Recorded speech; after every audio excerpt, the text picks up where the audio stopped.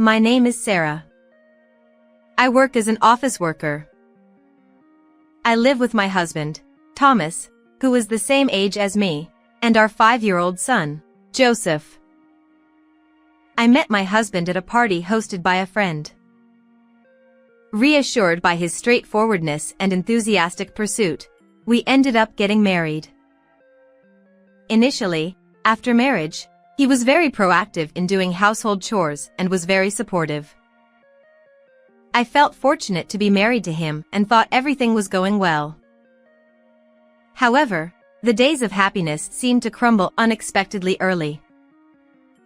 In the second year of our marriage, I became pregnant. My husband was happy about it and believed that even happier days were ahead. However, reality proved to be different. As my belly grew, I noticed him becoming increasingly distant.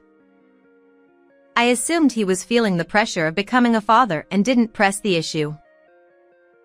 I thought his attitude would change once the baby arrived. However, when Joseph was born, his behavior changed even more. Even though he saw me struggling with childcare and exhausted from giving birth, he didn't lift a finger to help. He would get irritated by Joseph's crying at night and often slept in a separate room. I took a 1-year maternity leave from work, but because he wasn't supportive of childcare, I found myself struggling every day. He started coming home later and later. Since I also work full-time, I hoped we could share the household and childcare responsibilities. However, my husband rarely came home early, even when I asked. It's tough doing everything alone. Can't you come home a little earlier? I would ask. I'm working long hours to provide for Joseph. If you don't like it, work part-time. He would reply. No matter how much I talked to him, he didn't seem willing to compromise on my working hours. If we could live on his income alone, it would be a different story. But since that wasn't enough, I returned to work after just 1 year.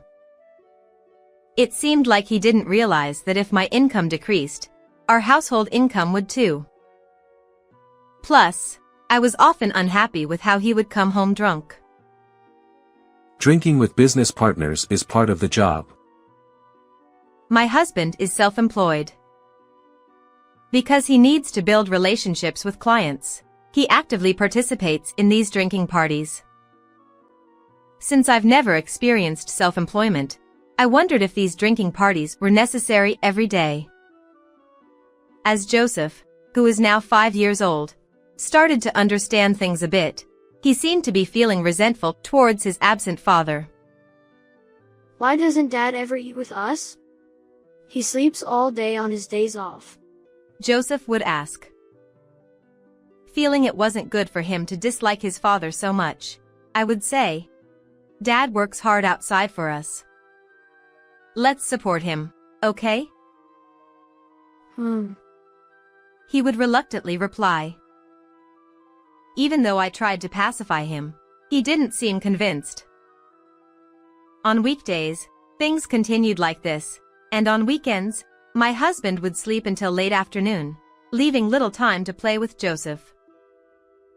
Instead, he would spend the afternoon lounging in his room or frequently going out for drinks. Joseph doesn't like it, and at least on weekends, we spend time together. I would say. It's work, I've told you. You're always so naggy. He'd reply. Despite my numerous warnings about his frequent drinking parties, he would only get in a bad mood. I tried to soothe Joseph and spent every evening having dinner together, just the two of us. During that time, I was assigned a business trip on Saturday. Knowing my husband, I expected him to express dissatisfaction about spending Saturday alone with Joseph. So, with trepidation, I told him about the business trip. I have a business trip next Saturday, staying overnight. Can you take care of Joseph for me? I asked. To my surprise, he became cheerful. "Sure, I'll take care of him. Since we have the chance, let's go to my parents' house." His response was the opposite of what I expected, and I was very surprised. He happily contacted his parents. "I just called them, and they suggested we go on a trip. Let's go as a family of 4. He said. Joseph would surely be happy about the trip. I thought it was a great opportunity to make up for not spending much time with him. Since my husband said he would happily take care of Joseph, I felt relieved to go on the business trip. And so, on the weekend, I left home early in the morning for a business trip. "Say hello to your parents for me," I said. "I got it. Have a safe trip," he replied. I felt relieved by his cheerful demeanor, as always. Although it was work, I was looking forward to spending a day alone doing whatever I wanted before and after work. The destination for my business trip is about a 2-hour train ride away. Come to think of it, this place is near Thomas's parents' house. The scenery from the train brought back nostalgic feelings. It's been a while since I've been here, so I should visit more often. I remember coming to the department store in front of the station with Joseph. He was only 3 years old at the time. After lunch, he started clamoring for a crepe. He cried so much that I had no choice but to buy one. In the end, Joseph, who was already full, took just one bite of the crepe and couldn't eat properly, and it made me smile. Since it was a place we didn't usually go to, I think I indulged him a bit. I remember his crying was so loud, it surprised me. As I reminisced about the memories with him, I heard a boy's voice. "I want to eat a crepe." "But you just had lunch. You can't eat anymore." But I want to." That boy is saying the same thing as Joseph. I thought as I looked towards the source of the voice, and what I saw surprised me. Huh? Joseph? Joseph and my in-laws. For some reason, my husband wasn't there. Wasn't he supposed to go on a trip? In an instant, I felt my heart racing. Maybe he went to the restroom. Maybe the trip got cancelled. Various thoughts raced through my mind, and my head was in turmoil. Unable to understand, I decided to call him to confirm his whereabouts. "Hello, where are you right now?" "Huh? Where?" "I'm at the hot springs with my parents." "Oh, I see. Yeah, that's right." "Good luck with your business trip. See you later." With that, he hung up. As I listened to the disconnected call tone, I just stood there dumbfounded. I realized that he had told a huge lie. Convinced that something was amiss, I decided to investigate my husband's actions following this incident. When I returned home on Sunday evening, I deliberately avoided asking him about how he and Joseph spent the weekend. It was also very unusual for Joseph not to talk about his weekend. Sensing something was off, I focused on gathering evidence. The next day, my husband went to a drinking party after work again. He seemed quite drunk when he came home and immediately fell asleep on the living room sofa. Sigh, so annoying. My honest thoughts and sighs slipped out in response to my husband being more drunk than usual. Doing housework while looking at my husband passed out was not a pleasant feeling. After finishing the chores, and leaving him on the sofa, as I was about to head to the bedroom, his phone chimed with a notification sound. This might be my chance, so I quietly picked up his phone. Feeling a mix of wanting to see and not wanting to see, I checked the screen. Thanks for today. I want to see you again. When I saw that message, my suspicions from before turned into certainty.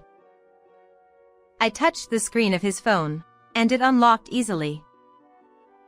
Carelessly, it wasn't locked. With trembling hands, I looked through all the message history. The contents were unbelievable, and it made me dizzy.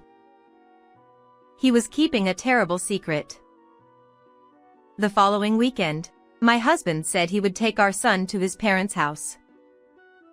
You couldn't rest last week, right? You should relax by yourself this week.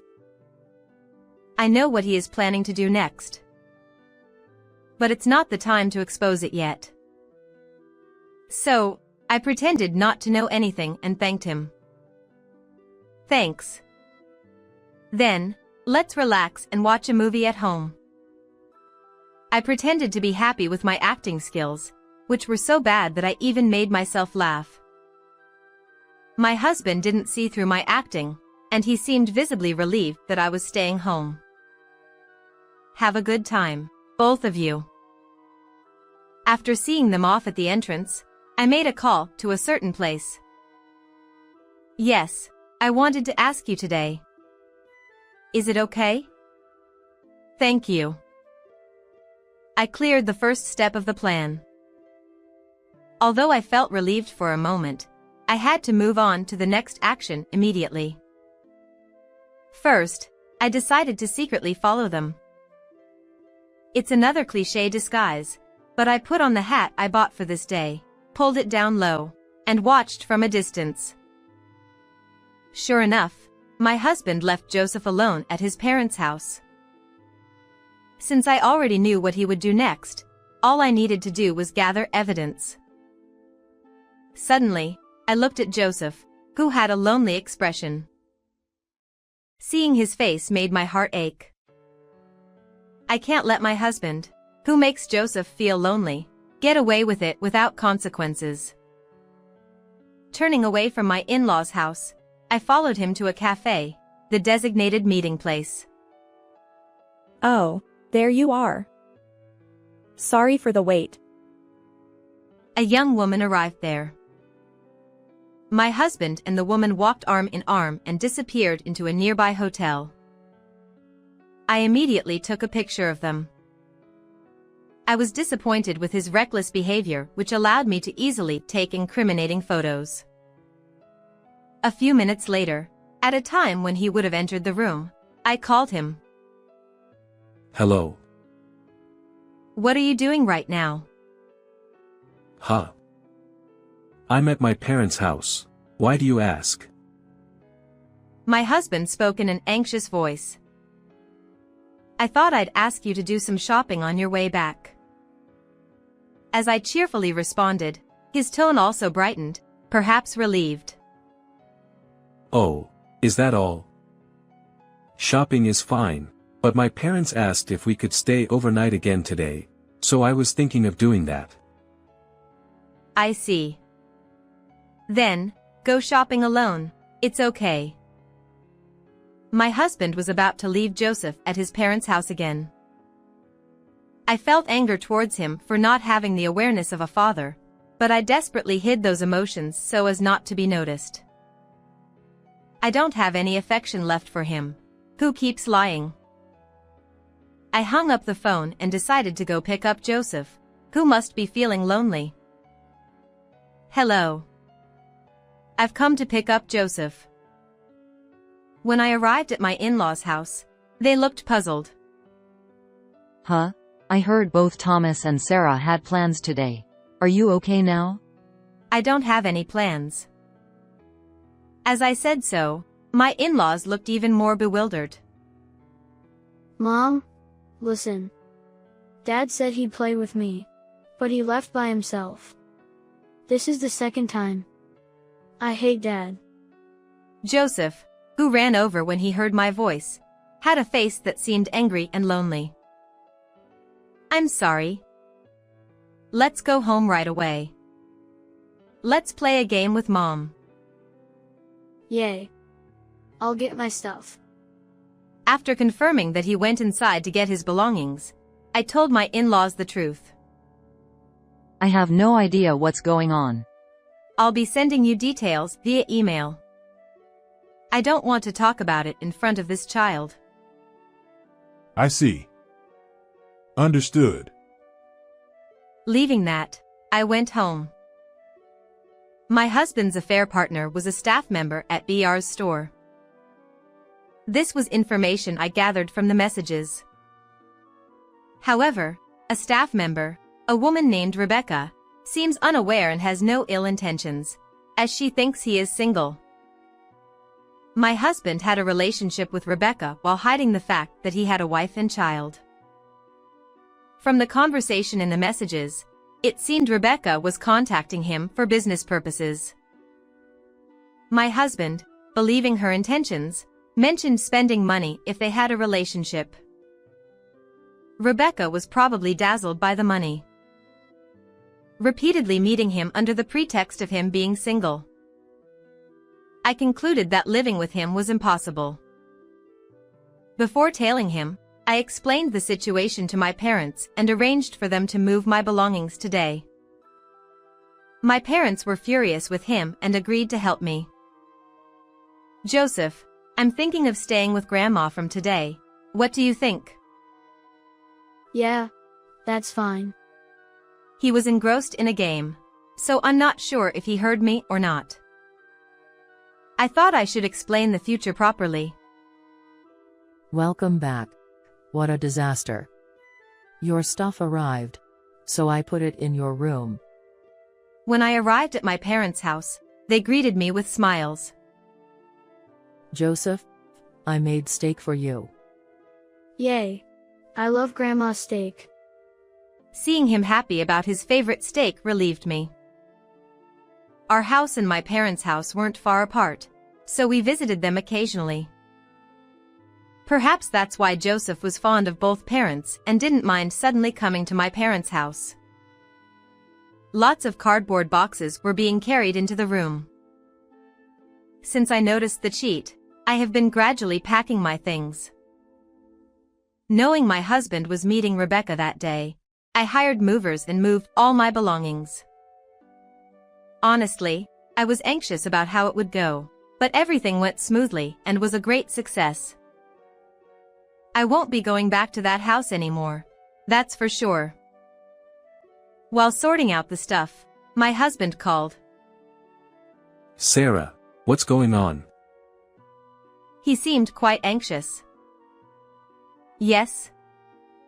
What's going on? Well, you see, I got a call from my parents, rushed to their house, and Joseph wasn't there. It seems you've misunderstood something too. Is that so? Misunderstood? Yeah, it's a misunderstanding. My parents seem to have misunderstood too, and they even scolded me. I see. And when I got home, your stuff and Joseph's stuff was gone. What's going on? That's it. I can't live with you anymore. There's nothing more to talk about. Goodbye. I hung up the phone while desperately trying to keep calm. It's too late to say anything now. After that, he called several times, but I ignored them. Joseph, I need to talk to you. I also needed to talk to Joseph properly. Son, Dad, were you getting along with another lady? Huh? Did you hear that? He must be shocked to hear such a thing. I was choosing my words to follow up, but Joseph spoke up. I heard. I don't want a dad like that. It's more fun with Grandpa and Grandma. It seemed his feelings toward his father had already disappeared. I consulted a lawyer about the future course of action. Since I had sufficient evidence, it seemed it would be easy to get a favorable divorce. I obtained evidence of the affair directly from Rebecca. My husband and you are having a cheat, right? I'm sorry. He offered me money, so I went along with it. But I never intended to cheat. He said he wasn't married. I believe you. If you provide evidence of a cheat, I won't sue you for damages. But what will you do? Understood. I'll tell you everything. She tearfully revealed everything. She must have been trying too hard to earn a living. Meeting clients outside the store was against the rules, she said. She promised not to tell the story about what she did and obtained information about my husband. The period my husband cheated with Rebecca was the 5 years since Joseph was born. Given the long duration of the affair, the amount of damages was considerable. Afterward, I obtained a large sum of damages and child support and was able to divorce smoothly. As for my ex-husband, he was abandoned by his family, and the contact with the woman he was infatuated with ceased. Furthermore, he had to pay damages, so he was left with nothing. His job was also affected as information about his affair leaked from somewhere. He lost the trust of his business partners, and his income plummeted. Now, he's working multiple part-time jobs just to make ends meet. Tired of a life where he lost everything, he sought help from his parents-in-law, but they treated him as if he were disowned and wouldn't listen to him. I hope he reflects on his actions and works hard to improve himself. Joseph and I decided to continue living at my parents' house. He seems livelier since coming to my parents' house and can live without inconvenience. He's still attending the same kindergarten, so it's just a change of residence for him. I'm relieved to see that he doesn't seem to be particularly stressed. Seeing him happily smiling, I'm convinced that divorcing was the right decision. How did you find this story? Don't forget to subscribe to the channel. Well then, let's meet again in the next video.